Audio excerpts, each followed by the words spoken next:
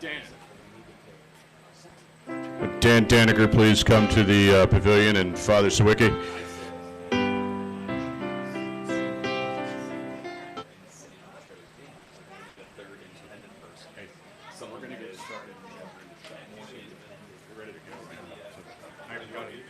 Well, whatever. Do you want to introduce him? Father Sawicki.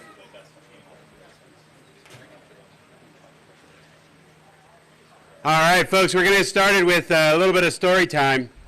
And I want to make a brief introduction. You got a chance to, when you come up, to please introduce yourself so that everyone knows who you are. We've all aged since we were met last as either staff members, and maybe our families are here. And, of course, Carl's family's here, and they want to know who these stories are. They've heard of all these names, but they want to put a face with the story.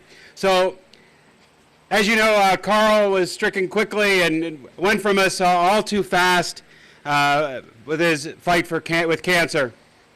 And Carolyn and Mitch and Karis and I, our family in Lancaster, were blessed to be able to help Carl and take care of him and work with him in those last times. And as we went, and unfortunately in COVID, we couldn't go to the doctor together, so I would have to listen on the phone. And when we heard that this was a rough diagnosis, we tried to get him to get things in order, to figure out finances, to figure out what he wanted to do for his last requests. So we want to let you know that through a GoFundMe page, various grants, and the generosity of many of you sitting around here, we're going to be able to make some very nice donations to Camp Croon and Hall in his name. And Mark, I'm sure when he comes up, will be talking to you about that. So I first want to say thank you. And also a thank you to the team that's really been putting this all together. I really needed help when Carl asked us to help him, and everyone just stepped up. From Dan and our general counsel, Ryan Boop, who gave us advice on legal ideas, Sam Kiefer, who was right there finding out a phone and figuring out his debt, Steve Wyant put together our IT and allowed us to talk to each other and figure out where we were going. And it was just all of us working together to help him, cleaning his apartment, pulling that all together.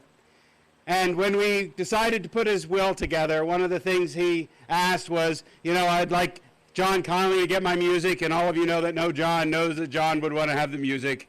And as he went through, he said, have a party. I want to hear happy music, so there's no pressing music.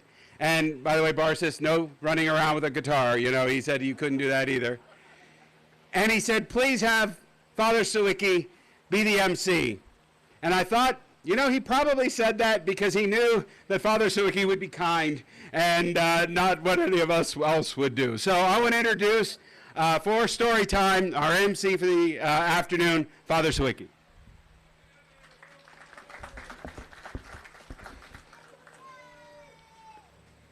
As of staff members here, I think I'm probably on the younger end of the former Camp K staff.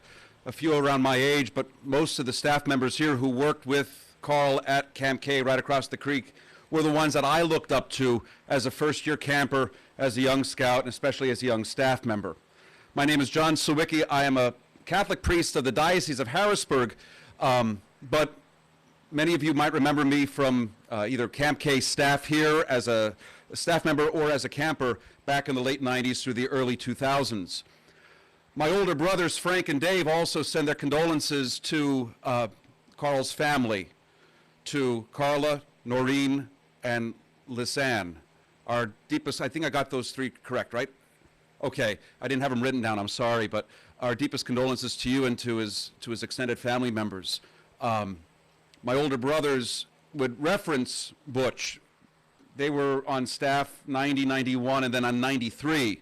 And then as a first-year camper, what many of us would do foolishly is take what they thought were cool merit badges. And so after Polar Pause, which was the first-year camper program, after Polar Pause, we had other assignments, other merit badge classes, and one of them was rifle shooting.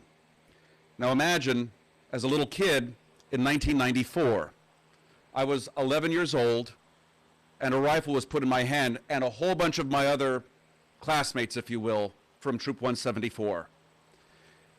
Butch looked at me and he said, you're a little Zwicky, aren't you? And the rest was downhill from there. That was 1994. I didn't get the merit badge because his assistant director, I think it was Ryan Boop, didn't know how to set the sights correctly, but that's besides the point. Fast forwarding through those other years working at camp or going up to camp, I remember when Butch went from the rifle range to ecology. One of the kids from my troop set off an air horn around 4 inches from Butch's ear. It wasn't a pretty sight, and he did that on Monday of that week at camp. And so Butch said, Boyer, you're going up to the old shale pit. And he said, where is that? He said, walk up that road by Old Handicraft and then keep on going, and you sit there 3 hours a day and write down what you observed. And then he looked at me and he said, Zwicky, sit on the back of your tent in Bison Campsite and look at the stream and write down. I realized right then and there, Butch knew how to play favorites. There was a mentor across the creek that many of you will remember, and it was an elderly man by the name of Ray Sakaitis. As a priest, I buried Ray around 8 or 9 years ago when he passed away at a very ripe old age. And I see his grave every now and then at St. Joe's Cemetery in Mount Carmel. Ray used to have a way with words, and he epitomized what scouting was supposed to be. And it was when he saw something happening at camp by one of the higher-ups, and he said, what are you doing this for? And he said, well, sometimes we have to put fiscal concerns over programmatic concerns. Basically, an event for the Order of the Arrow was canceled in favor of renting out the camp to a private organization. Butch told me about that because he was there, and Ray looked at that other gentleman and said, so you mean to tell me you're putting the buck before the boy? And that was something that was formative, I think, for Butch, and something that then he imparted to my generation of junior staff members. That you go from just going to camp, tying knots, shooting targets of paper, to being a brotherhood of cheerful service focused on helping the littler ones, to make sure that we never put the buck before the boy, to make sure that we always stay focused as a whole on what we would call the common good.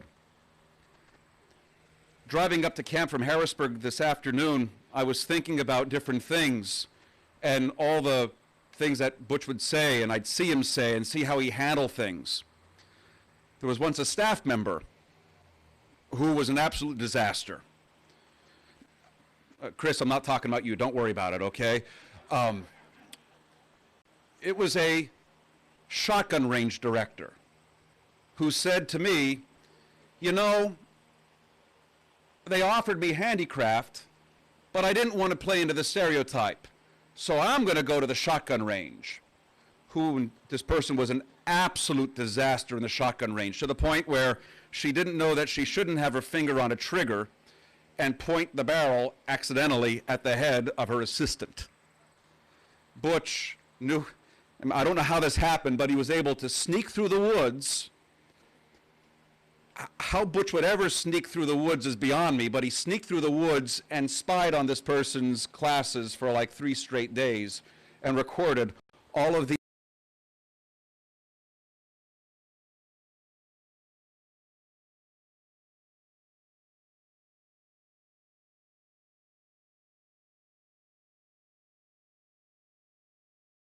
in downtown York. I had oversight or kind of responsibilities of collaborating various churches to work together. And I found myself saying about this one person who was backbiting, who was machinating because, as my dad once said, that person is seeking to destroy because that person cannot control. There are people, if they cannot control, they will try to destroy. And I realized that so much of who I am and the way that I have tried to serve the people in the name of Jesus Christ is impacted because of the education that I received across Penns Creek, in working with people, in rolling with the punches. How often did you see Butch angry? There's an old saying, he didn't get angry, he got even. May have been sending that kid to the old shale pit. It might have been eating all the kielbasi that was, meant to be shared among the whole staff, true story. But most importantly, Butch wasn't someone who threw his weight around. He was someone who'd used his stature and his personality for the common good, so that each and every one of those boys who entered into that scout camp had the best possible week. In my job, I kind of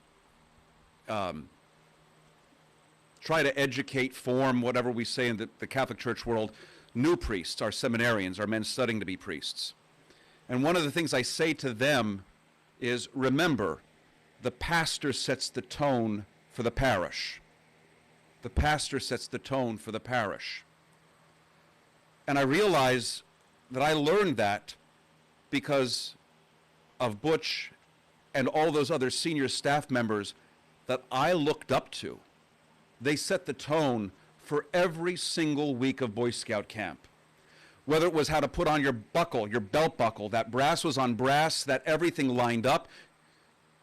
One thing that Kurdek once said to me was, Mr. Sawicki, either wear that uniform shirt correctly or don't wear it at all. And literally, that's something I've said to our seminarians when they are wearing their collars. I said, button that top collar, that top button, put that collar in, wear it right, or don't wear it at all. Because you set the tone so that the people you serve might have the best possible experience of their lives. He did that to a little Zwicky in summer of 1994. And I aspired to that when I joined staff in 1997 and was able to serve with him all of my 8-1 years working with Butch here at Camp K.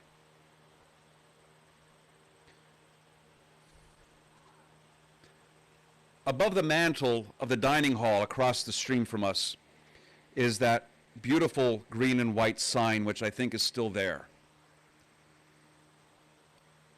Most every one of us who ever sat in that staff alcove looked at those words and wondered and pondered the different levels of meaning they had. Sometimes they attribute those words to Abraham Lincoln, although probably he didn't say it. But it's a good story anyway. Those words, no man is so tall as he who stoops to help a boy. Butch did that. He didn't just do it by teaching ecology, environmental science, or weather. He didn't do it by being a camp commissioner, working as the liaison between angry staff members and frustrated camp administrators. He didn't do these things by just checking off the boxes. He gave that camp across the stream, and not just the camp, but the kids inside it, his very presence, that huge, loud, hilarious, and wise presence.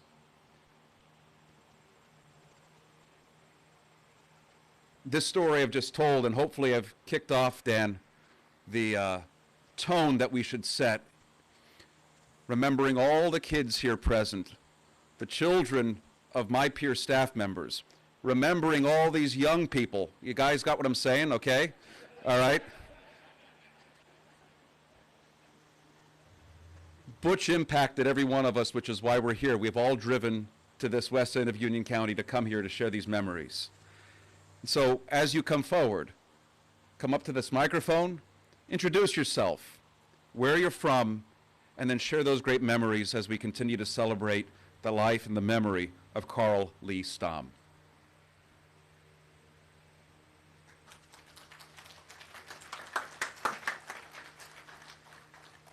Thank you, Father Swicky. That was great.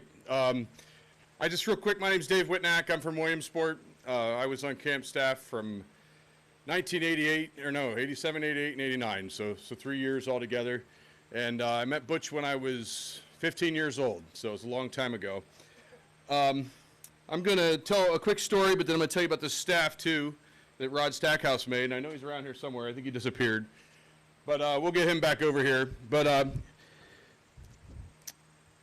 he made this basically for, got to keep it happy, right? You know. So anyway, but he made this to commemorate Butch.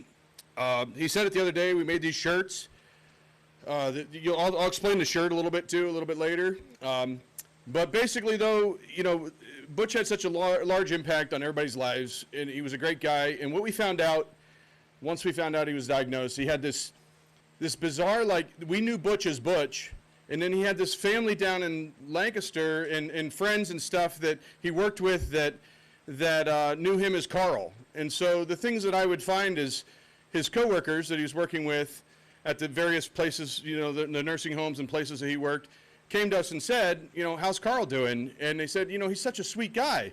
And I was like, yeah, I know what you mean. He is a sweet guy, but, and then I had to be reminded this was Butch, you know, because Butch, I mean, we've gone back and forth quite a bit over the years and had a lot of fun. But I've always known Butch as just tough, strong, you know, sometimes right in your face Butch, you know, and that's what I loved about him. So it was really neat to see this double side of him where he had this like sweet side, and then he had how he hangs out with the guys in the gang and the scouts and stuff like that was really different. But so anyway, to get through my story, I was trying to think of a story I could tell that everybody could hear that was a little more PG. So because we know there's a lot of good stories with Butch. Some of those that maybe shouldn't be told today, but they were all good, good memories and good laughs.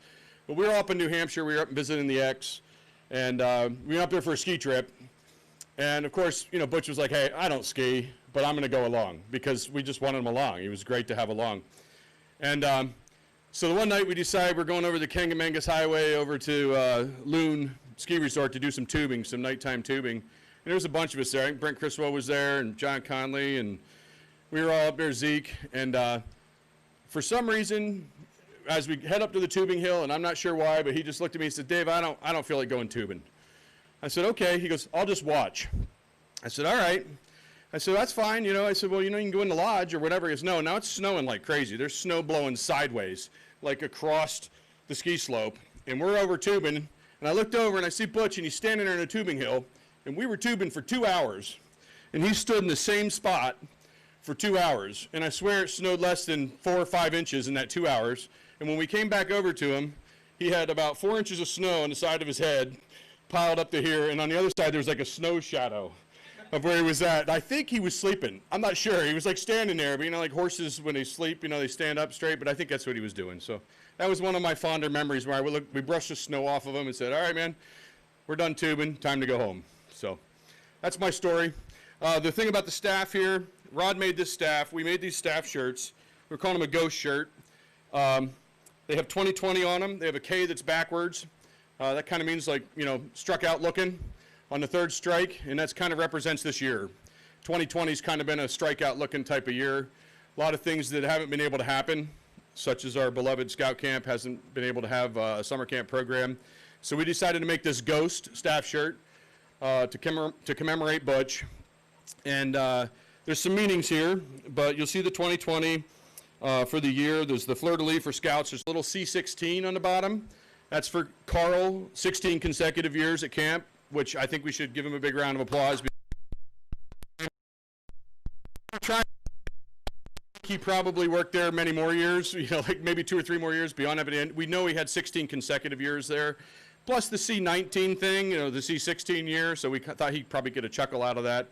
And then on the back, you'll see it says staff, the Wapayosissa Buffalo, which for those of you that don't know, stands for White Buffalo. And that's our lodge, Order of the Arrow Lodge 343, that Carl was a Vigil member of. Vigil is the highest honor that you can get in the Order of the Arrow. And he was very proud of that. And so we put the white buffalo in the middle of that A for the staff. And then on the Fs, we have his birth year and his death year. And so you can see that on those shirts, and you can order those online. If you need that website or anything like that, you could go ahead and bring that, come to me, and I'll get you the website, and we'll take care of you. The staff, so Rod was inspired. And Rod, I'm going to bring you up here so I don't sound like a bubbling idiot here, but where do you go? Come on, Rod. Too late. No script. So Rod called me, and he said, hey, I'm going to let him kind of talk about this a little bit, but he said, hey, I make these staffs. This guy, I'll tell you a little story, broke a rib over it. But we're going to raffle this staff off. So we're going to go around, have some tickets. It'll be $5 for one ticket and $10 for 3 tickets. So if you'd like to win this staff that Rod made, but he's got the 2020 on there, the backwards K, and what else you want to talk about on that? Not much. It just C16. the C16. It just mimics the emblem on the shirt, and I just thought it would be, something good to have to remember Butch by. So, if you're interested, and like I said, any of the proceeds are going to go towards any donations that we make in Butch's name to camp. So, and he did get even with me when I was making this. I had it sitting down. I was sitting down in a chair, and I had it under my arm, and I tied the first clove hitch on here for those Boy Scouts out there that know what one of those is. And I tied it on there, and I pulled it tight, and it slipped. And I was in a car accident a few years back, and it slammed into my rib and broke it. So I guess for all the things that I did to Butch, and not that he didn't do anything to me, but he finally got even one last time. So it'll be up here. You can come up, take a look at it, and if you're interested, buy some tickets. And like I said, the proceeds are going to go towards putting something together over at camp for Butch. So what we'll do is we'll walk around. There's some raffle tickets here. We'll have somebody walk around. Like I said, it'll be $5 for one ticket and $10 for 3. And all the proceeds of that will go towards a project at camp. And I think Mark Beck's going to talk about that a little bit here soon. So that's all I have to say for now. And I'm going to bring up Mark Beck, and he's going to tell you a little bit about some more stuff and maybe another Butch story. Yeah, so like Dave said, I'm Mark Beck. I'm from Sunbury. I worked with Butch for 5 summers on camp staff. And, like we've said, everybody that has met Butch, he's made a lasting impression on him. And we were trying to think of a way to continue his legacy at camp. Because even after summer camp, Butch would still come up to camp whenever he could. We would have Camp Master weekends in the winter. I'd come up for OA events whenever possible. And, everybody that knew him knew he loved Camp K. So we came up with a way to sort of honor his memory at camp, and through the very generous donations of most of you here today, I see, had already donated on the GoFundMe that we did, and we've got a few other donations come in. And we saw that, Butch spent most of his 16 years on camp staff at Ecology. Yeah, he did rifle range for a couple years, commissioner, program director, but the majority of time he was at Ecology. He started out there way back as Dan's CIT, that was never going to make it, proved us all wrong. But we thought that at the Ecology building, they often teach multiple merit badges at the same time. And it's not a large building, and it can get very cramped inside. One group usually gets pushed outside. So we have enough funds that we're going to build a pavilion right next to the Ecology building as sort of an outdoor classroom. Put some picnic tables under it, some lights in it. We're going to put a plaque with his name on it, even though we know he would hate that. We're going to do it anyway. But, sort of as a way to always remember Butch and the time he spent up there at Ecology. If there's anyone who hasn't donated that would still like to, you can see myself or Dan, but that's where we're headed to try and remember his legacy over there. And we'll see, depending on what we have after the pavilion's all built. We've also talked about maybe doing something at Thunderbird, at the campfire circle, because that was another place where Butch really shined. The campers loved to call Butch up for skits of theirs, and he did it whether he wanted to or not. He would never let them down. He always came up and participated in their skits. And one of the things that they need up there are some lights in the back shining down onto the stage. So we thought that that would be another way to really remember him, was to improve an area of camp where most of us remember him and remember the things that he did and the skits and the songs that really are memorable from him. So that's our plans for what we want to do at camp. We're going to get that started. I've already talked to the person in charge of the properties.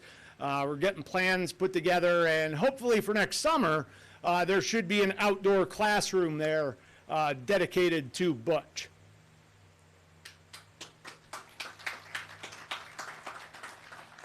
So we're sort of going to just open this up now. If anyone would like to come up and share a memory or tell a story, about Butch, please feel free to come on up. The mic's yours.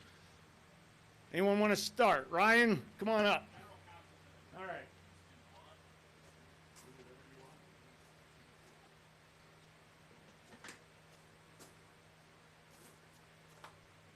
I'm supposed to wipe the mic down in between each person. There. I know.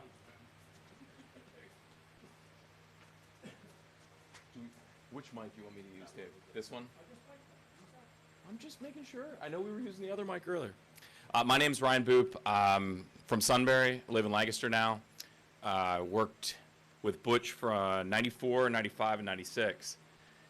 I had pretty neat opportunity in 94 when I first came up as my first year as a staffer.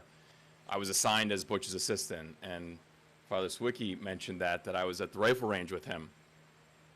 I was his assistant, and learning from somebody like Butch in your first year was a pretty big deal. A lot of other kids that were on staff that were, quite frankly, pretty jealous that I had the opportunity to work with somebody that, when you're a staffer, he was a legend.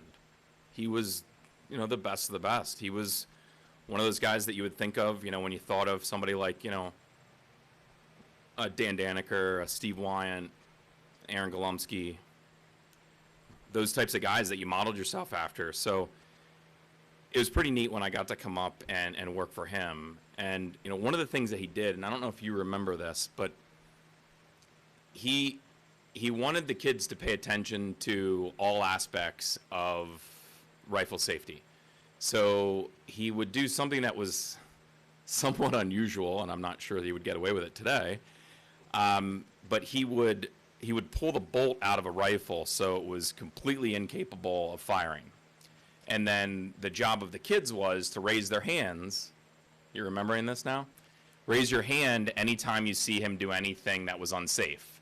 So if he slid his finger onto the trigger, if he didn't protect the barrel, if he did anything else, the kids were supposed to raise their hands. And it wasn't Father Sawicki's group. It was another group that was not nearly as attentive and as sharp as you were. And we had a really bad group the one week, and he decided he was going to keep pushing the envelope. So at one point, he was scratching his ear with the rifle. At another point, he poked me in the chest with the rifle. And the kids they weren't paying attention. They had no interest in raising their hands or whatever. They just were like looking around, I don't know, the birds or whatever. So where the rifle range is situated, now they switched them. It's now where the archery range is. But where the rifle range had been, you could look out across the desert, which is now a field, by the way. We drove past it. It actually looks pretty nice. It wasn't a field at the time. You look across and you could see the lake, and he pulls up the rifle. Again, the kids aren't saying anything. He points it at a sailboat out in the lake. Again, the kids aren't saying anything. No hands raised, nothing. And he goes, bang. And right when he went bang, a wind gust came up and knocked a sailboat over in the lake. And the kids are like, oh my God, he just shot somebody. And I was like, guys, that was just a wind gust. He didn't actually shoot somebody. But those are the types of things that happen to him all the time. There were things that, and we've talked about it before, that if you weren't there, you wouldn't actually believe that they happened. Like the time with the bear. Steve Smith. Yeah, Steve, you were with me. Bob White campsite. Dan Boone, Bob White. So we're at the we're at the dining hall, and this group comes down. They're like, hey, there's a bear. There's a bear in our campsite. We're like, okay, well, all right, we'll go check it out. So we go up to the campsite, and there's a picnic table like this. And we walk into the campsite, and the bear is sitting on the picnic table, on its back legs, eating peanuts. And Butch and I get about from here to the picnic table away, maybe a little bit further, and the bear gets down and starts to sort of waddle back into the woods. And Butch yells, hey! And the bear stops and looks back. He goes, get back up there and finish those peanuts. I wouldn't believe if I didn't see it. The bear turned around, came back over, got on the picnic table, and ate the peanuts on the picnic table. Just the craziest things would happen to the guy. And one other story I was thinking about, it's interesting that we have Brutus up here. Brutus is our big stuffed white buffalo. It's been with the lodge for years and years. Dave used to drive it in the Subaru, put it on top of the Subaru. That was how we would take it to conclaves. I remember putting it on top of my Jeep Cherokee the one year, taking it to conclave. We were at OA Conclave, which is all the different lodges get together and have sort of a large powwow. And we were all there together. I can't remember which camp we were at. And I'm sorry? Hawk Mountain. We're at Hawk Mountain, and one of the things that the other lodges would always try to steal our buffalo. And they used to give it to the smallest kid in the lodge, and it was sort of your job to try to battle royale your entire weekend by holding the buffalo over your shoulder. And I don't remember who it was. A little kid in our lodge had the buffalo, and some other kid from another lodge came over and grabbed it and tried to run away with it and caught Butch off guard. And he said, hey! And he was holding like a 20-ounce soda, and he threw it, and it hit the kid right in the eyes, and the kid like fell down, and he's like, oh my God, I'm so sorry. And he's like, but take her buffalo back. And then he took the buffalo and like walked away. So that's just the way he was. It was really hard when he called and let us all know, on Zoom what was going on. And, the one thing about Butch, because he worked so many years with so many different people, and he meant so much to so many different people, he was kind of that glue that bound us all together. I mean, you look around, you see all the different groups of people, all the different ages of staff, all the different sort of generations of staff that are all connected. And the reason they're connected is because of Butch.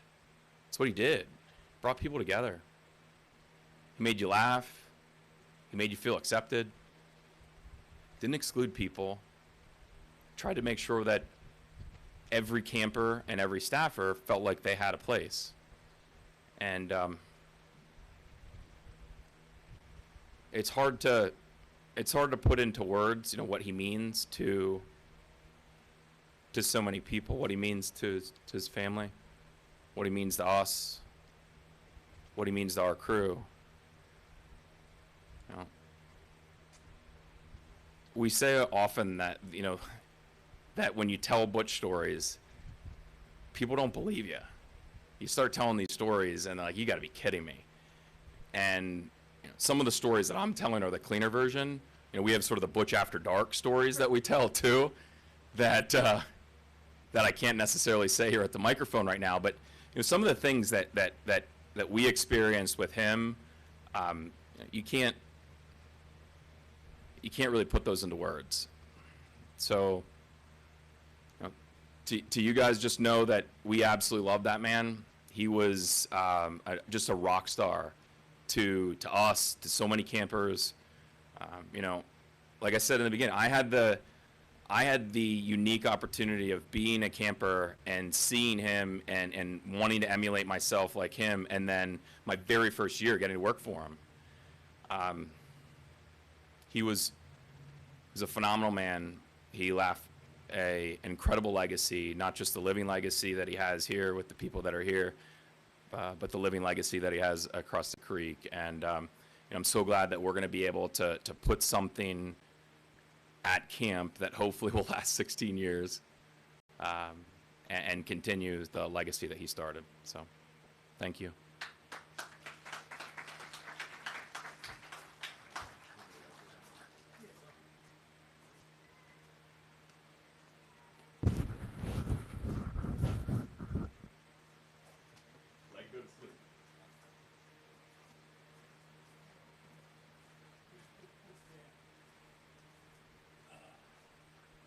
I don't know how you feel, but when I met Butch, I met Santa Claus. He had a gift where he could come to your level, read where you were at, and know how to minister to you immediately. So I was at camp years ago with Troop 153. I think we were back at I forget. But anyhow, I was up and I'm walking around. I couldn't sleep. It was probably 1:30 in the morning, and I headed over towards the outhouse, and I'm starting to smell this wonderful aroma. Man, that smells good. So I followed it all the way to the dining hall kitchen. And the back screen door swung open and slammed shut, and I walked in, and here's Butch over the stove with a skillet, and he looks like he's making hamburger or something. So he's cooking this stuff, and man, it smells so good. Oh, man.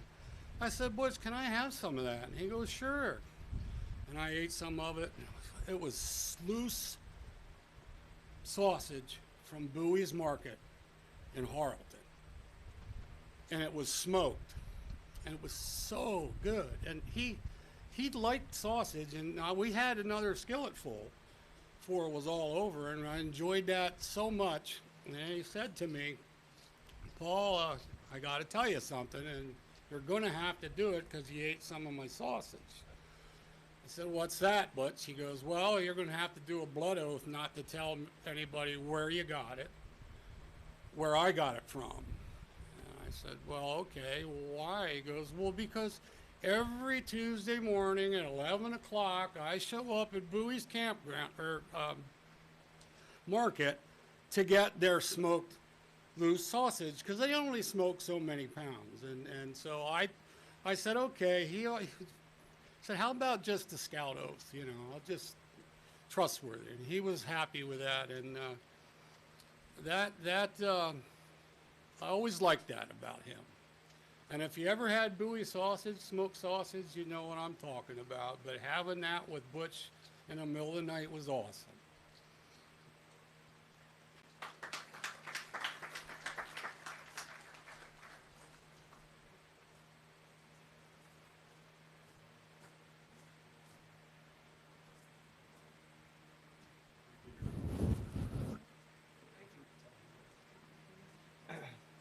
My name's John Conley, and I'm from Renova, Pennsylvania, Troop 137. I was on staff from 1980, and 87, 88, 89, 90, 91, aquatics director, and then in the mid-90s I came back as a volunteer for quite some time. So I knew Butch a long time. So I first met Butch in 1987. He was working up at ecology. They just put the Tebbins in over at camp, and we did not have no electricity. So Dan and Butch and Brent Criswell and Steve were all staying up at the ecology building. And I was sweating to death at the Tebbins. And I told Dan, I said, I don't care. I don't care for the guys I'm sleeping with at the Tebbins, so when I get done at the pool, I'm coming up to ecology every night. Dan said, bring your stuff, come on up. So we called that the Lifestyles of Rich and Famous that summer up at the ecology building. And some crazy stuff happened up there. Some PG stuff, some G stuff. One time we was up there at camp, and Butch was on the top bunk. And I was sitting on the ground next to Dan's bunk talking to him. And for some unknown strange reason, Dan's like, try to buck Butch off the top bunk. He was kicking the bottom of the bunk. And there I am sitting below Butch. I'm thinking, this isn't going to be good. And sure enough, Dan did. He bucked him off the top bunk. Here comes Butch flying down, landed right on my leg. It's a good thing I got the Conley cast or I would have been dead. But he landed right on me and an umbrella, I think, at the same time. So we had some pretty good times. And the whole thing is, when you're on staff, everyone gets close. But every year somebody moves on, new people come on board. So like when you're at camp a long time, you come and you have the core group and you get new people in there. So as time went on, if you're at camp for a long time, for a number of years, you start seeing less and less of the core group. So by the time 91 come around, Steve, Dan, everybody's all moved on. And I'm thinking, when I come back in 91, I was like thinking, at least I still have Butch. Because I still had Butch, thank God, when I got there in 91. Because the new management that year, they were not John Conley friends, I'll tell you that much. So I was happy to have Butch. I was definitely happy to have Butch that summer. And the weirdest thing about Butch, he had something with animals. Like Ryan said about the bear. I was in the dining hall one time. We was in the dining hall. All of a sudden, Butch reaches up. And he's like, I just caught a hummingbird. I said, get out of here. So we walk out of the dining hall. Butch opens his big hand, opens it up, and there goes the hummingbird. I said, you got to be kidding me. Then another time, our old stomping grounds, almost every staff member here have had Woodies before. So we're out at Woodies. It was me, Butch, Casey Pop, and Todd Snyder. And we was eating there. And Butch was like the last one done. He had a little bit of burger left. And there was a little stray cat over there. So we're all sitting there. And all of a sudden, Butch was like, here, kitty, kitty. And the cat comes over, and he just chomped right on the Butch's hand. Butch was like this, the cat's on there. Like, it was pretty funny. But I know I'm really going to miss Butch. I mean, I'm the bachelor of the crowd. Butch was a bachelor, so we talked a lot, you know. And it's just sad when people go, you have their phone number, and you just can't talk to them anymore. That's the worst thing. You always have friends, and you have the phone numbers, and when people pass away, you just can't call them anymore. That's the bumming part of it. And Butch was a loving guy, and I like to know the family that, as far as our scout crew go, he was loved by all of us. So that's all I got to say. Thank you.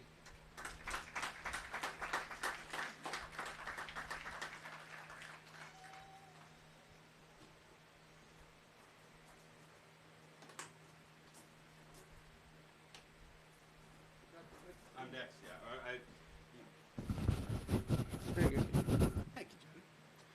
John was saying about the love of animals. I had to tell the story. We were trying to talk about which one should we tell, and this was putting all these together. Is you're not going to believe this, and it had animals in it.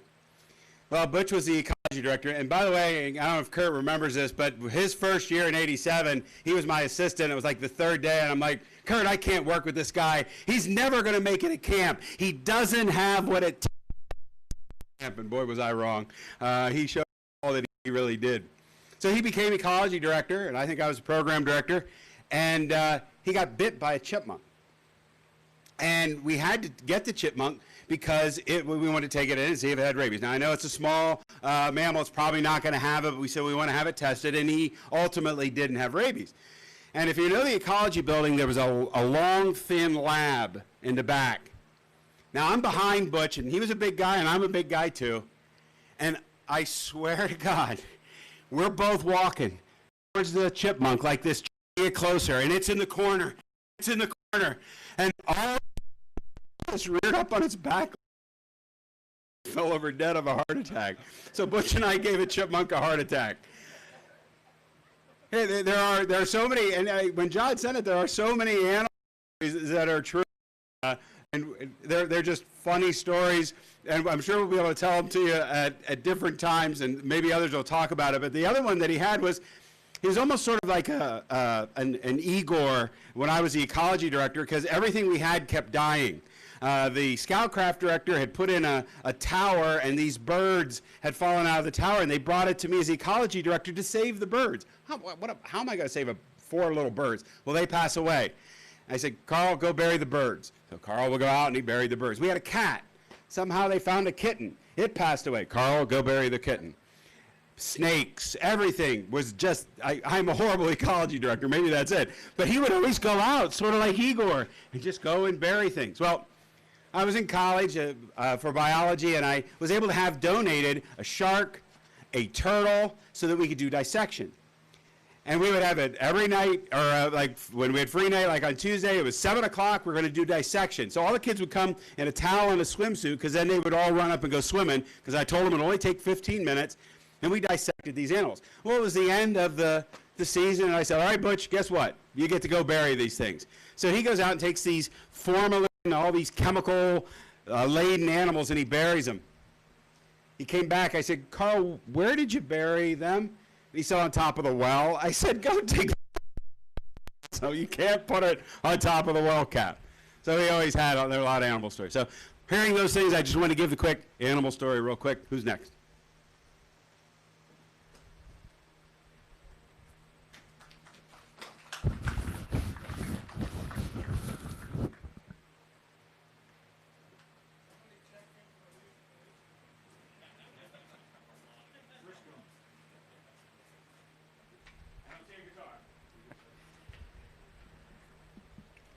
Just wanted to say a few remarks. We all love Butch like a brother. Chris Barsis. I'm from Columbia. I live in Mifflinburg now. Was part of Troop 600 for 7 years, all with Butch, 91, 92, 93, 96, 99, 2000, and 02. And everybody said, you know, Butch had a way to bring everybody together. He had an uncanny way with animals, as some of us have said. I can remember, I think it was my first summer up here in 91, when we were actually up here visiting Mrs. Snook. She used to be the commissioner. Many of you also know Ma Snook well. And there was a stray dog over here. And we came over to visit her. And at the end of the evening, we went back, and Butch was with us. We were in a truck. And this dog was stray. It had all sorts of matted fur. It looked like it hadn't had a shower. Homeless, probably for a year or so. I mean, it looked pretty rough. But the dog ended up following us all the way back from here to Ecology, where we were staying. And we ended up cleaning the dog up. And Butch actually had Pepper, I think, for 11 years. That was one of his best animals. So he had this uncanny way with people, with animals. Another story I'm thinking of, and I'm trying to think of some that maybe other people haven't told, but something sticks in my mind very vividly. It was a summer much like this where we had gone months without proper rain. The ground was hard as could be. There was nothing growing anywhere. And this was back with cell phones and newspapers. And Butch used to have this old serape he used to wear. It came down to his knees, and I don't know if he ever washed it, but it was white, and I don't know, maybe he had it for so, but this thing he used to wear all over the place. And the one night after dinner, it was like today, it was blue skies, not a cloud in the sky anywhere, and we hadn't had any rain for all summer, literally 8 weeks, not a drop of rain. And he says, I'm going to do a rain dance. And the next thing, Butch goes out, he's on the levee of the pond, we used to call it the dike, and he's out there doing this, you know, this chant, and it looks, you know, I'm like, what are you doing, Butch? Sure enough, 20 minutes later, we had torrential rain for an hour. It just kept pouring. And I was like, I have no words. Father Swicki said earlier about Ray Sakaitis had an uncanny relationship with nature, and he just had a horse sense for like what was going to happen. Butch, to me, was a lot like that. He also had a uncanny way with nature. As some of the people have said earlier, when I was a young child as well, I looked up to a lot of you guys. Daniker, Kurdek, Wyant, Volumsky. A lot of you guys were like, you know, larger than life to me. It was kind of like going to Disney World when I came to camp. Learned a lot of things, and I was some of the best memories I've ever had. I truly mean that. The brotherhood and the camaraderie-ship, the scouting, you know, we've all shared. Some of us taught at Lance Lyons. I haven't seen you guys in 30 years, and we still have that common bond with Camp K, and that's something special. One last story I want to tell about Butch, and then I'll stop rambling here. But one that sticks out to me, which maybe not everybody's heard, but Butch had a certain way of, if he wanted to teach you a lesson, he didn't come out and he wasn't heavy-handed about it. He had a clever way usually of teaching you a lesson. So I remember the one time there was a gentleman that was here on staff, and he was kind of, Butch, no, I know what I'm doing. Like, you don't know anything. I'm a first-year guy, but you know, he thought he knew better. But anyway, I can remember the one time, and Butch was never mean, clever way of getting his point across. A gentleman that came up, and he had probably a gallon bag of homemade cookies. And I remember him talking about, oh, these are delicious. My mother made these, or whatever. Butch comes walking into the cabin a little bit later with a ball-peen hammer. Tiny little ball-peen hammer. I'm like, what are you doing, Butch? Oh, nothing. So he ended up, over about a course of an hour, cooking. He ground each one of them into about the texture of sawdust. And when this gentleman came back later, I had a bunch of cookies here. Could say was, I don't know what happened. And so he had a way of getting his point across to you if to teach you a lesson. But I just say a few words, and I'm better for having known you. Who's next?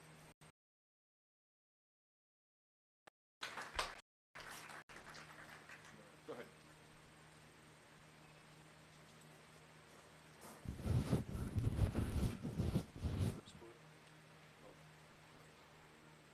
Real quick before, if anybody else is coming up, Mitchell Daniker's running around here selling raffle tickets for the staff. One thing I was going to say about the shirts, it was kind of neat. About 2 weeks ago, we came up with the idea of doing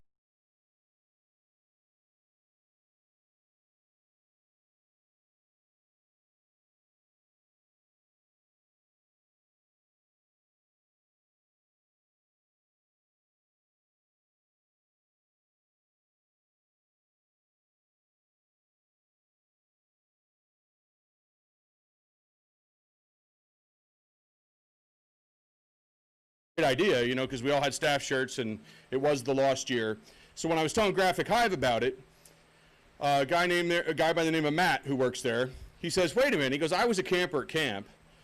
Are you talking about Butch, like Ecology Lab Butch? And I said, yeah, Ecology Lab Butch. He's like, oh my gosh, you know. And so you run into people all the time that, you know, because not everybody goes through scouting from, like a lot of us, where we were Cub Scouts or Boy Scouts all the way till we're 18 and 47 and we're still Scouts. Not a lot of us did that. A lot of us, you know, there was others that were just there for a few years that experienced it, but they still went to Camp K. He was there for 16 years. So I mean, he spanned a whole lot of, you know, of people. So the guy says to me, Matt says to me, he says, hey, he goes, you're not going to believe this, but no less than 3 hours ago, I was talking to my business partner, John, over here, and he said, you know, we're all wearing ridiculous neck gaiters, and we got to cover our mouths for business and everything. And he said, so I pulled my neck gaiter up over my mouth, and then John looked at him, he says, yeah, you look ridiculous. And Matt says, well, check this out. And he says he pulls it all the way up over his head, and he goes, look, I'm a snork. And he goes, but you don't understand. He said, I just did this no less than 3 hours ago, and now you're calling me. And the reason I did that is, he says, because I was at Camp Croonin Hall as a camper. He says, and I was at the Ecology Lab. He says, and Butch was there.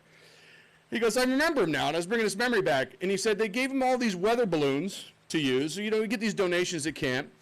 And he had all these weather balloons, but Butch was upset because he didn't have any helium. And of course, he went to the executives and said, hey, these weather balloons are really great, but I don't have any helium for them, so what am I supposed to do with them? And they said, well, I don't know, raise some money to get helium or something, you know. And of course, he looked at him like, you know, yeah, on what I get paid to work at camp, I don't think I'm going to raise any money. Nobody here is going to give us helium. So the next day, Matt, he says he goes in for his merit badge class, and Butch comes out from around the corner of the ecology lab in one of the back rooms, has the weather balloon pulled over his head, and he had this big tube on the top of his head. He said, "Look, I figured out something to do with these balloons, kids. I'm a snork," you know. So it was kind of neat that I just talked to him about these T-shirts, and he was saying that morning he was a snork. And so I say that there's been a lot of strange things happening to us since Butch has passed, but I just know he's watching everybody, and his whatever kind of sense of humor you want to call it, it's coming through. You know, whatever way you knew him, you know, he's finding ways to leave his mark. I just want to say really quick about these shirts. And again, what I'm going to do too is there is a link to these shirts. If you want to buy one, anybody can buy one. If you signed up on the Eventbrite link, what I'll do is I'll send it out as an email to everybody if I haven't already. I'll send the link out again, and you can buy the shirt. They're 20 bucks. The more shirts we sell, the profit margin gets larger, goes into camp. So again, Mitchell's running around here with tickets, and whoever else is next, I just want to tell that story quick and say buy those tickets so we can raffle this a little bit. All right.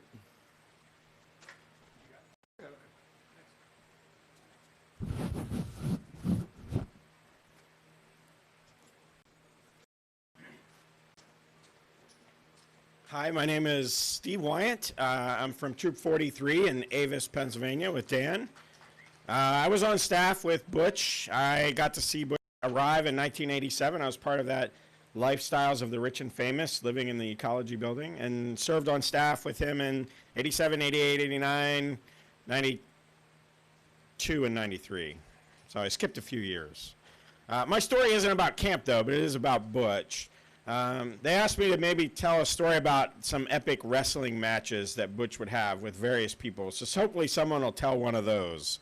But I'm going to tell a story about our trips we do with all of our scout friends to Canada. We call it our guys trip. It happens twice a year, except on these years when the Canadian border's closed. We go to the Daniker cabin. We do a bit of work, and we have a lot of fun in Canada. And one of those years we went, and it was pretty early in the fall, so the water was still warm and we were swimming. And of course, scouts as we are, we always find ways to accentuate the things that we do with other activities. So we just didn't want to swim in the lake. We decided it was time to build a rope swing. We could rope swing into the lake. So one of the scouts crawled out on this tiny little branch and tied this rope swing. And we're all swinging, and people like Ryan Boop couldn't figure out actually how to rope swing. As talented as he is, he couldn't figure out how to rope swing. But we all took this turn, and somebody had the smallest, littlest kid's blow-up inner tube. It was probably an arm floaty for some of us. I mean, it was really this tiny little ring. And everybody would try to swing and jump and land on this floaty ring. And Butch got up there and swung down, got up, and in perfect form put his arms along his side and slipped right through the center of the ring. His entire Butch just went right down. We were stunned. We were all standing on the bank looking at this going, there's no way. The laws of physics were justified because there's no way that Butch any of us could have got through the ring, let alone one of the bigger guys like Butch, and he did, right through the center of the ring. And he comes up, and everybody's like, how did you do that? And he just shrug his shoulders and walk off. That was typical Butch. I think Butch inspires me most because he was always willing to do anything. And there's a Tiki God story, which is the epitome of Butch. Willing to step up, embarrass himself, do absolutely anything to get a laugh, to have fun, to really raise up any scout who might think that they're the lowest scout on the totem pole or those ones being picked on. Butch, by far, was the epitome of making sure all of us felt comfortable, because if he could do it, anybody could do it. And he would do literally anything for you. Thank you.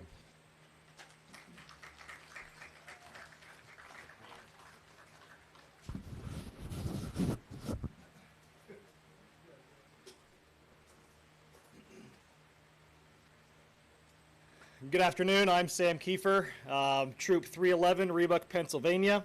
I now live in Lancaster County. I have no idea what years I worked at camps. I just remember the color of the shirts. So I was there green, black, blue, and red, whatever years they were. Carl Butch Stamm means a lot to all of us. But one of the favorite stories of many of us in the crowd is the Tiki God story. I was surprised it took exactly 1 hour before that story came up. But before I get to the full Tiki God story, one of the things that meant a whole lot to Butch was the OA. And some of the words that Father Sawicki said earlier, there's 3 key words, part of that organization: brotherhood, cheerfulness, and service. And those 3 words in my mind do indeed epitomize Butch. I'm the youngest of 3 in my family, and both of my brothers would come home from Boy Scout camp telling me about this larger-than-life guy named Butch, and just wait till you get to go and you know, take an ecology merit badge from him. Better than that, I had the opportunity to serve on staff with him. And even better than that, I had the opportunity to live in Tebben 3 with him. And you haven't lived life unless you've lived with Butch. Like many of us, I do consider him to be a brother. Just one of those guys where you could literally not see each other for 2, 3, 5 years. And when you get back together, it was like you had never parted ways. Always there, willing to break bread with you, recycle the old stories over and over again. He enjoyed his band of brothers here, many of whom are here, many of whom could not make it. But he enjoyed this group, and I'm glad we're all able to be here to celebrate his life. Cheerfulness. He wasn't cheerful. He got grumpy sometimes, but more than not, he was always in a good mood or bringing other people into a good mood. And as Steve mentioned, one of those events was the Tiki God. We were at Hawk Mountain at a OA conclave, and I have no idea how we got it, but Butch was standing near the dining hall, and all of a sudden he's holding a number 10 can of blueberry pie filling, and a bunch of guys, young guys, not a whole lot to do because there was time in between the meetings after dinner before the campfire. Somebody, I'm pretty sure it was the general counsel, Mr. Boop, convinced Butch to be the Tiki God. The whole theme of the weekend was a luau. So we had grass skirts. Some people even had hats. There was an incident where somebody lost their totem chit because they cut their hand trying to saw one of the coconuts in half. But we did make a coconut brazier for Carl. And on around the coconuts and around the grass skirt, yours truly had the opportunity to take blueberry pie filling out of that number 10 can and apply it like sunscreen. The only difference is you can usually work out the lumps on sunscreen. The blueberries just stuck.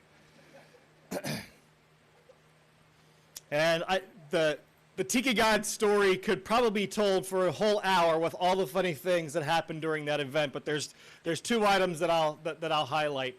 First, the section advisor, a gentleman by the name of Don Opplinger, had the great opportunity to mentor many folks in this crowd, but Don Opplinger always had his scout uniform with crisp military creases, and it was always spotless.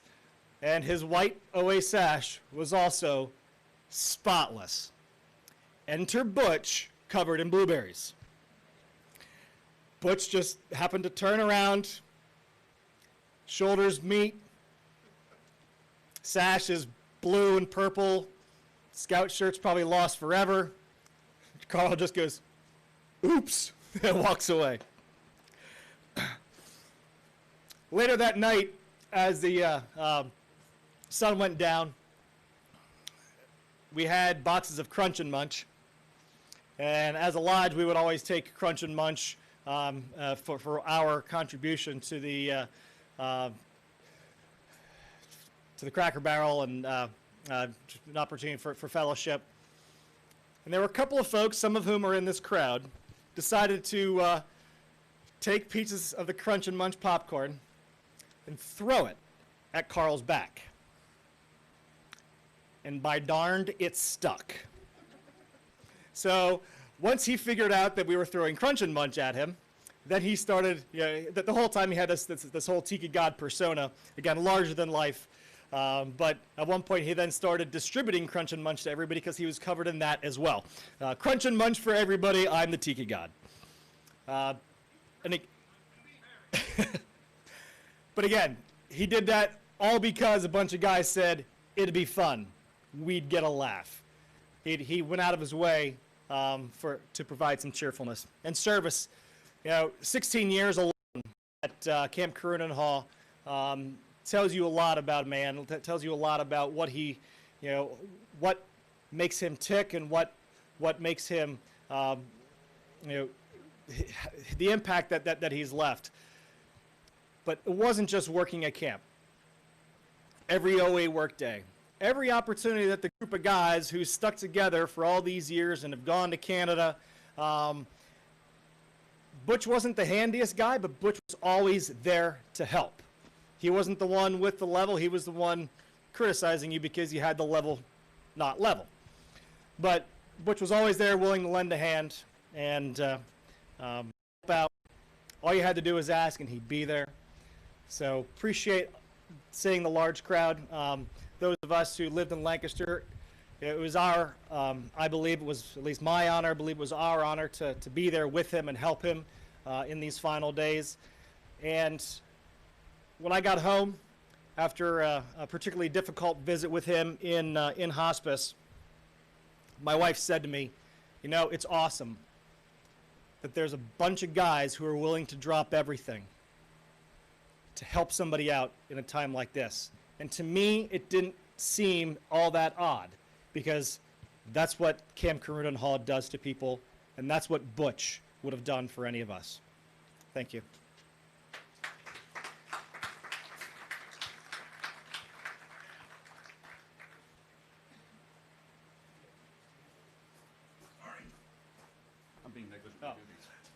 Not yet. My germs are still gonna come on here. And my apologies. Thank you, Steve. I was reminded that there is a picture of the Tiki God up here. If you haven't experienced it, I encourage you. I don't think there's Crunch and Munch on this picture. But there's also, thank you, Brian Schaefer, there is a can of blueberry pie filling right in front of it.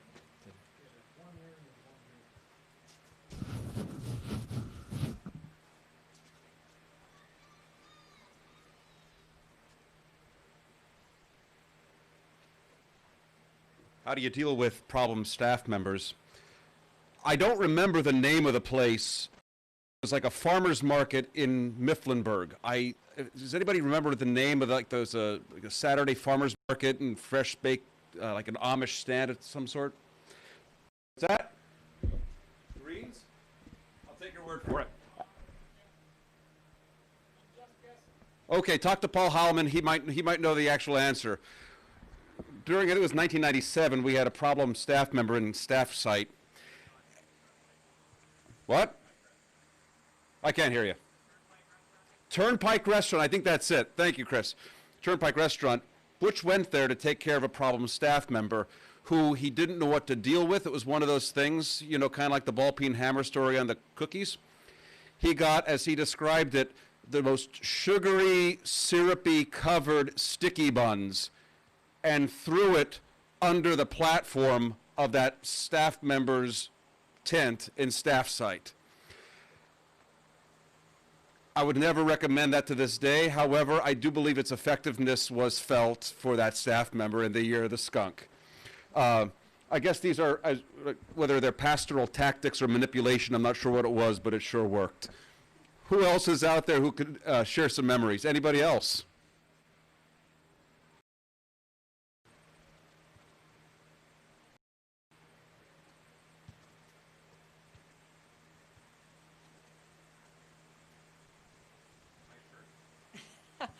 I'm obviously not a Boy Scout, but thanks. Thank you. I'm Carl's number 2 sister, Carla. And on behalf of the family, I just want to thank you all for being his family. Butch was independent, away from his birth family, and it sounds like he just really made a name for himself in your community. And I thank you for being part of his larger family. It's sort of, it's a blessing to hear these stories and to meet some of you. I just want to say just a tiny bit. Although I'm 18 years older than Butch, I think 18. So I was moving out of the house by the time he was really getting into the Boy Scouts. But I want to tell you, Butch was always unique. He was independent and unique. He didn't worry about he had no fear of man. And it wasn't because of his size, but it was just his character. I remember, and probably many of you have memories of going to Vacation Bible School, summer Bible school. It was at the end of the week when the children did the program. The children would go up and do a songs or answer questions or something. Well, as an older sister, I was sitting about maybe 7 years old. I think he was about 7. I don't know how old he was. But it was extremely embarrassing as an older sister to have a younger sibling up there anyway that was not being perfect. But wouldn't you know, he had his own answers. They weren't the answers that the pastor wanted, but they were Butch's answers, and they made sense. I'm just glad he doesn't teach theology classes. Anyway, I want to thank you all for making us feel a part of his larger family, and also especially a thank you to those of you who braved his apartment and cleaned it out. I'm sure that you have stories about that too, but actually, anyway, enough said. Blessings to each of you. Thank you for letting me share.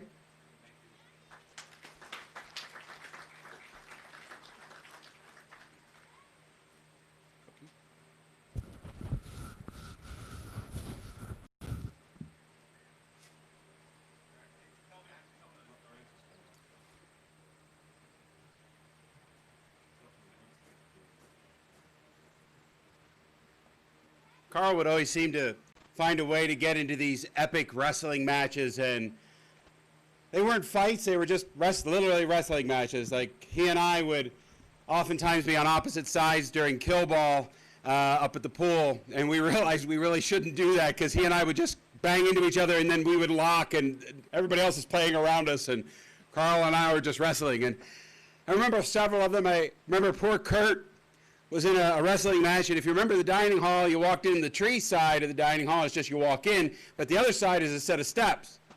For some reason, he and Kurt were wrestling on that side, and they just rolled off that edge of steps and down to the ground and just kept wrestling. And he was always wrestling, but the funniest wrestling match has to actually be Criswell. It's one of my favorite stories of Brent Criswell. Somebody had a fan, plastic fan with Butch's, and there's no cover on it. And I'm watching this, and it's in slow motion. They're struggling each other, and it's like a James Bond going like this, and he's got face like this, and all of a sudden Criswell reaches out the fan, and Butch is holding the fan, and it just starts to hit him. You know, Butch is exactly what he would do. There's this wrestling match. And then there was, of course, the fight that never happened. We were in Canada, and the guys went to the club. It was a club, and it was a dance club. Now, Butch was wearing a longshoreman's cap, one of those knit caps. He had the big beard and a sweatshirt. And he's sitting up in the club in a tier, and not our guys, but some other people that were there start getting into a pushing match. Yeah, and they're getting into a pushing match. Well, Carl was just going to get up and actually go out to get a sausage sandwich outside. And he just stood up, took one step forward, and the fight stopped. All the guys, and they all just stopped. And he didn't even know it. He went out and got a sausage sandwich and came back. The fight that never happened. So always interesting time.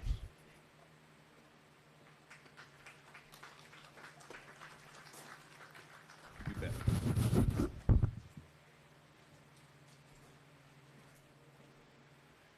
Girls want me to come up. So my name is Dan Cook. I worked with Butch from 96 to 2000. Originally from Sunbury, living in Pottsville now. So years ago, I thought it'd be a great idea. I was about Alyssa's size, maybe a little bit more. And I went for what they call the BSA lifeguarding. So you go through a series of classes with Kurt and a bunch of other folks, and you learn how to be a lifeguard, similar to the other lifeguarding programs out there. Well, the last test that you have to do is the circle of death. So you're in a pool with, and I think Mark might have been there. I know Kurt was there. There's probably about 6 or 7 of these older staff members that would go into the deep end of the pool. Lifeguard, you have to be able to get away if somebody tries to grab you and drown you. So the way to do it is you have to swim down and away from them and get away from everybody. But you got 6 or 7 there. So you can imagine that was rather fun. Much similar to kill ball. Constant. I would think it was probably 20 minutes, but it seemed like an hour. So that was kind of the one big one I remember. So.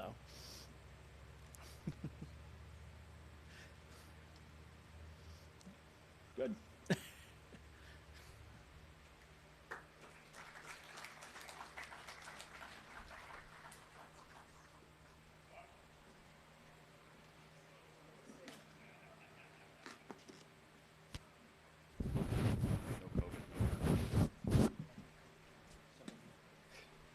Hi, I'm Lance Lyons. I think I got the record for flying the furthest here today. I came here from Spokane, Washington.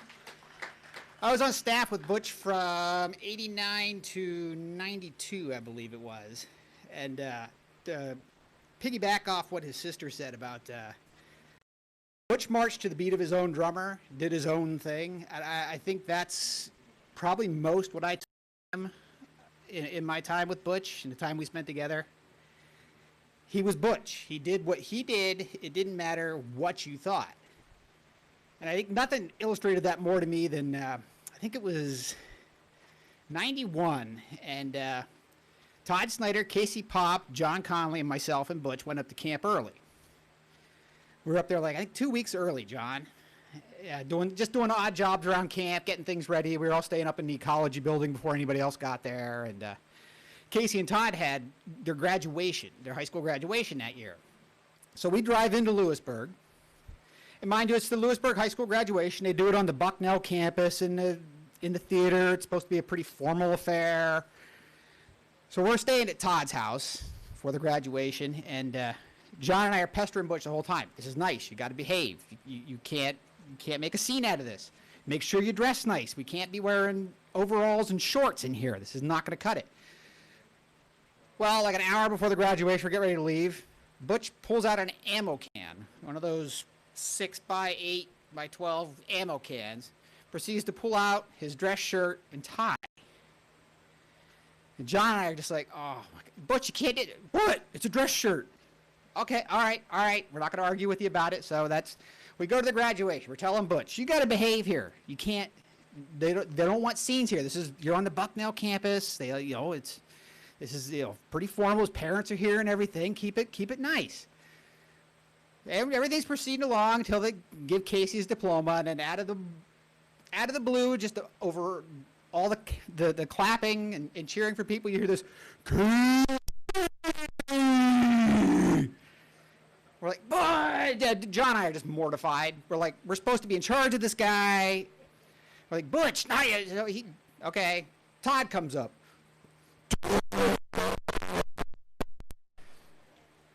Mortified again, but nothing we can do. And then he returned 2 years later.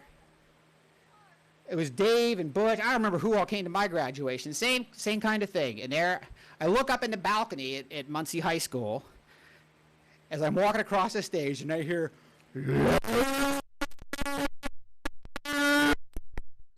screaming at the top of his lungs without a care in the world, which I think just typifies Butch. He didn't give a damn what anybody said, what anybody thought. Butch was going to be Butch.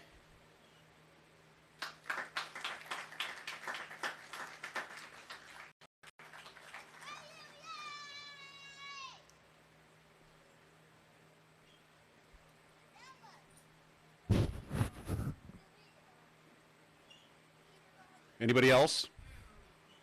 John Conley, come on down. You're the next testifier on the Butch Stamm. Thank you.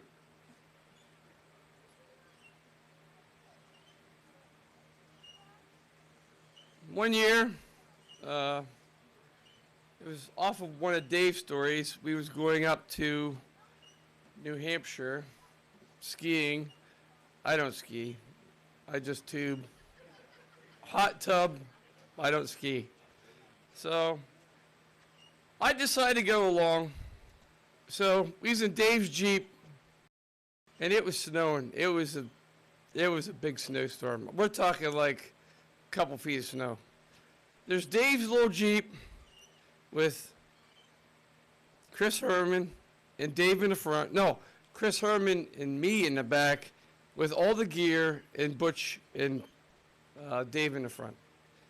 So we're driving along, driving all the way up to New Hampshire. Every time I go through an underpass, I can't see anything because I'm in the back. I got all this gear all over. And I'm like, hey, it stopped snowing.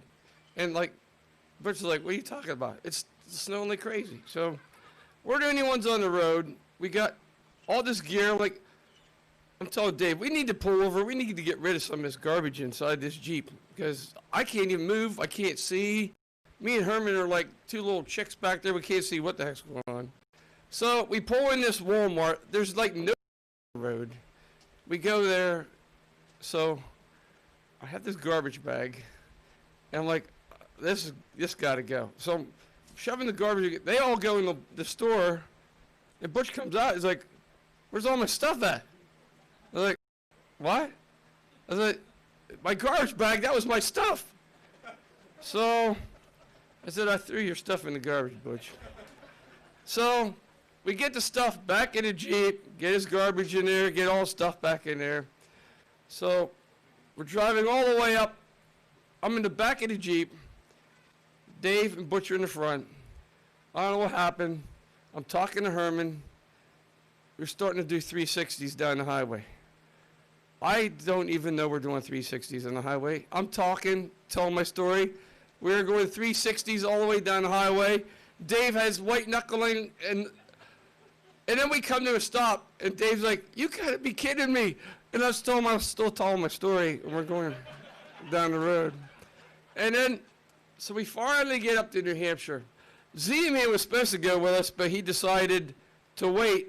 He almost beat us to New Hampshire because he left like about 4 hours after we did. But yeah. He almost beat us up there. So we get up there. Then there's an argument, sleeping arrangements. Well, there was a couch, there's a floor, and there's 2 couches in the floor. Well, Butch thought he could get on one of the couches. Butch, you're not going to be able to fit on that couch. And Butch is like, I'm telling you I could get on that couch. I said, no, you can't fit on that couch, Butch. But the other thing was Butch's garbage bag with all his clothes had the most craziest dog you've ever seen in your life named Kramer. And Kramer, as soon as Butch got there, he liked Butch's underwear because he got Butch's underwear. He was running around the house. And also, Brent, at the time, and his first wife, Vic, they were also there at that same time. And so this Kramer dog, it was pretty nuts. It was running around with Butch's underwear. And later on, then Dave told you about the story that the tubing. And the one thing about that tube was I had the worst tube, and no one would trade me. I had the slowest tube in the world, and I had to... It was basically I had to try to jump off the track as people were trying to kill me. And Herman, he did trade with me. Herman did.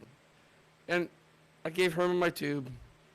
And Herman's like, no, I want my other tube back. And so I had to trade Herman's tube back. But there's lots of trips like that with Butch. It's just kind of crazy stuff. But like I said, we just have to write a book, that's all I gotta say, about all these stories. It's hard to believe all the stories, but we could go on with G stories quite some time, but the more risky ones, a way longer book, but that's all I got for right now.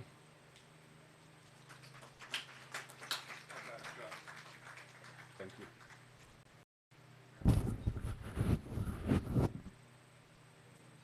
We've got about 5 more minutes. Anybody? Chris?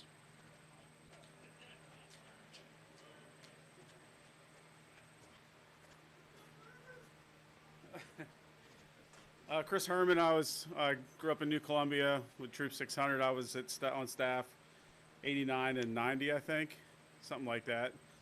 As a CIT and then assistant handicraft director with one stripe, and then was trying to be convinced to stay there because nobody else wanted to be there. I got 2 stripes, and I didn't fall for that, Dan.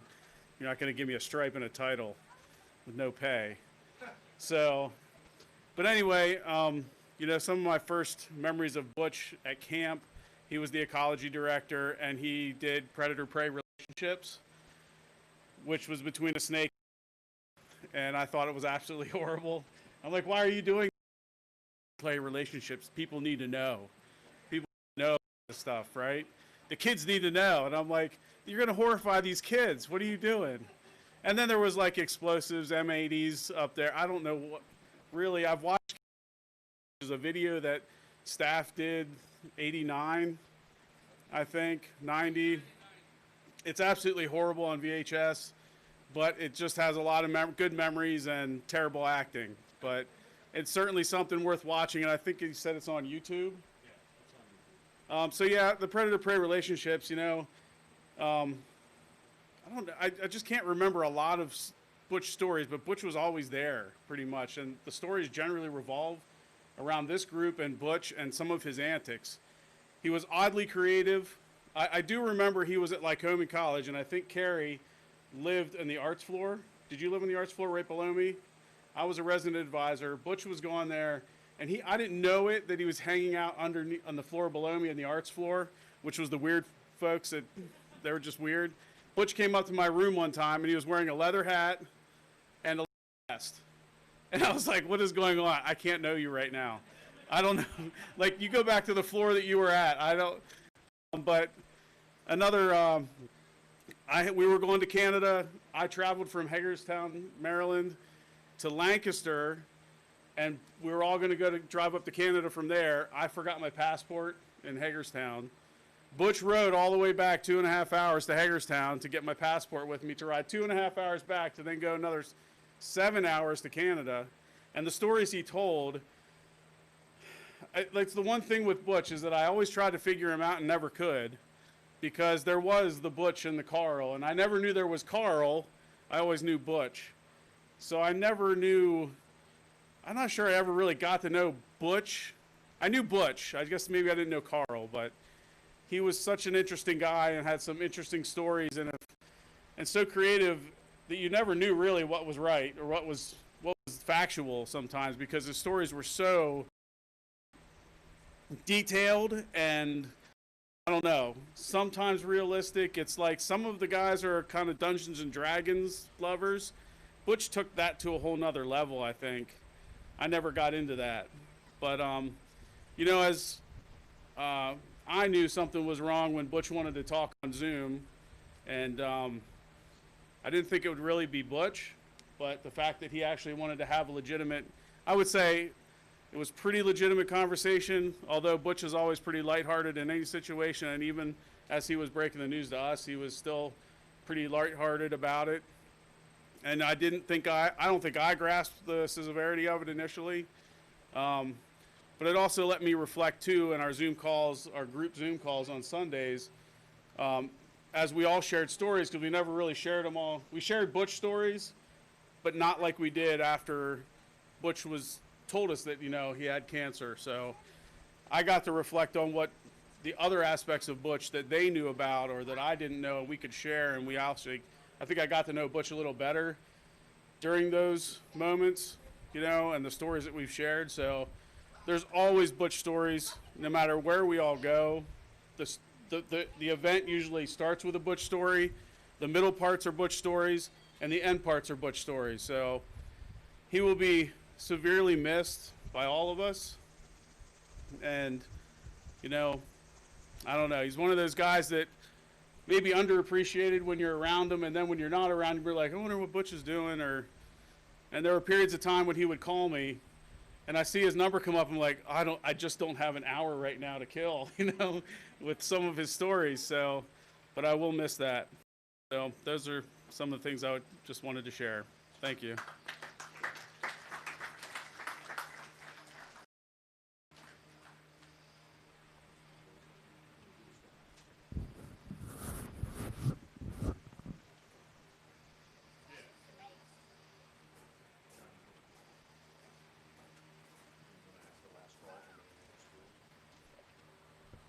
We've come to that time for its memories or to buy raffle tickets for the beautiful staff.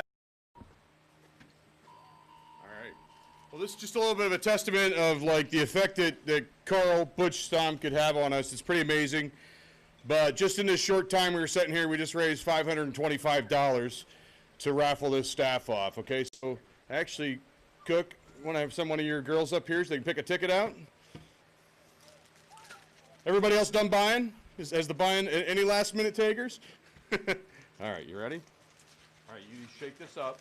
Whoa, uh-oh, almost lost one. Reach down in there, don't look. Get your numbers ready. Just one. What do you got? Okay. Here you go, come over here to the microphone. Just over there, just yelling it. 7, 8, 9, 3. Here you go. It's 780193. So check your tickets. 780193. John Conway! All right, John. So you know 100% of the proceeds from this raffle will go into the Friends of Carl Stamm Fund. Let's see if it's official. It's official. Congratulations, John. So thank you very much. Also, real quick, if anybody's wondering why there's a K&S banner behind us, it's because they donated the sound system and the equipment for us today. Athena Burkheiser and Troy Burkheiser are also scouters, and they knew Butch as well. So there's a lot of amazing things that happened, even with the stone engraving. A lot of stuff got donated. It was really great because people knew Butch. You know, it's like the guy engraved the stone. Oh, I knew who he was. I'll do it for free. You know, the guy at the t-shirt Butch was, got rid of the setup fee. So, I mean, he just had an effect on a lot of people everywhere. It was just truly amazing. So, and to all of you, thank you so much for coming. And I'm not going to close. I'm going to let you guys close. Mark's behind me. Yep. Yep, go ahead. We also want to thank Jason and his family for letting us use the campground here this weekend. Thanks a lot. We appreciate it.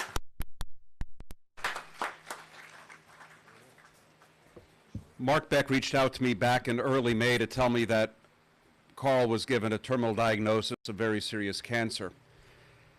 And in one of the Zoom meetings that I was zoomed in on, Dave commented that Butch was able to spend out his final days at Hospice and Community Care, which is a hospice center in Mount Joy, Pennsylvania, down in Lancaster County.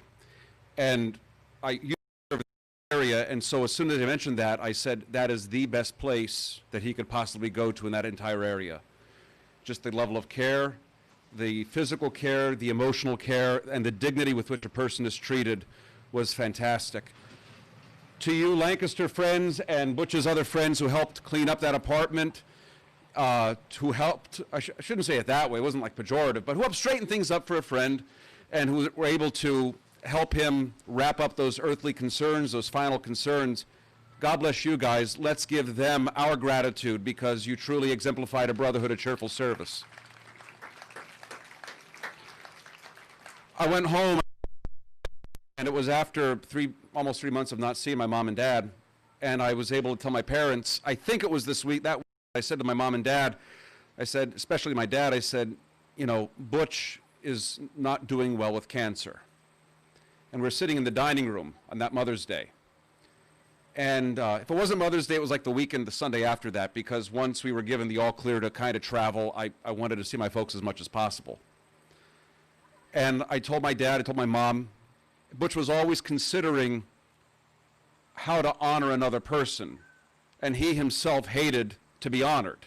He didn't like of attention. When he was a center of attention, it was for somebody else. It was for someone else to have a laugh, for someone else to feel good about themselves, for someone else to have the spotlight. My dad went up here as a boy 70 years ago, and that he was a scout dad for me and my two older brothers. And he would always come up and spend a week, you know, just as a leader, just to be there with his kids, even when we were on staff.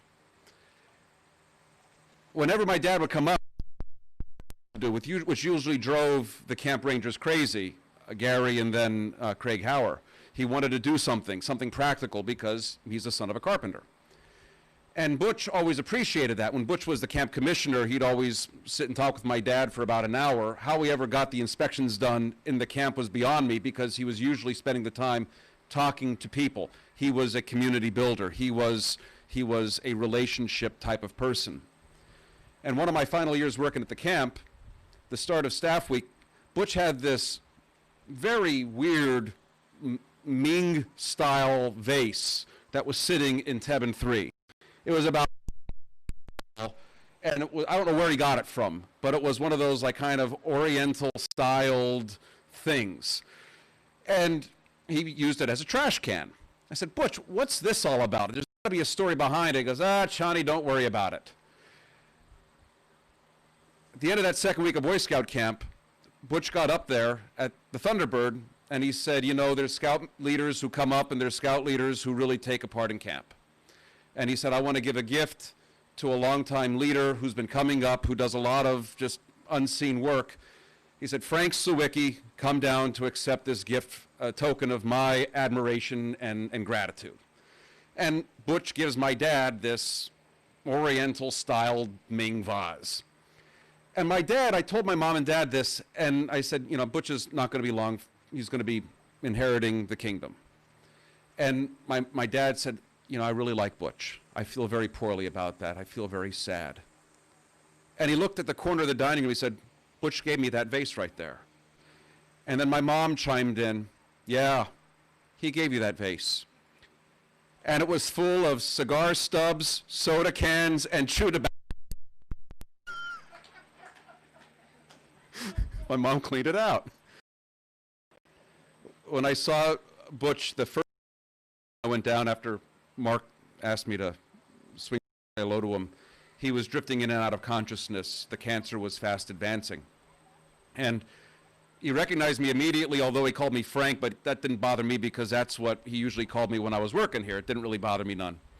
Then he said, you know, how's your family? How's your dad doing? All this other stuff. It's all about other people. And then he kind of drifted off, and then he woke up again. He said, hey, can you get the nurse? I want to put pants on. I said, absolutely, I'll get the nurse to put the pants on. And then he kind of was up a little bit. We chatted, then he fell asleep. It was hard having that conversation. He wasn't that lively self. And then finally, he woke up again. I was there. I don't know how long I was there. It was a good amount of time. And I said to him, Butch, he goes, yeah, John. I said, do you want to see Jesus? Do you want to go to heaven? He goes, yeah, I'd like to. Just like that. I said, this is a Catholic thing now, okay? And we do this in any type of danger of death. I said, Butch, are you baptized? Yeah, I'm pretty sure so. So if he's in vacation Bible school, you know, he's taken good care of, right? We know Butch wasn't always the most pious person. However, that summer that I was working here, that I was applying to seminary, he was the one who drove me to the Laurelton post office to put my application to seminary in the mail, because I had to get it in by a certain time. I didn't have a car here. And Butch was the one who was so supportive and who drove me to that post office to put that packet of information there.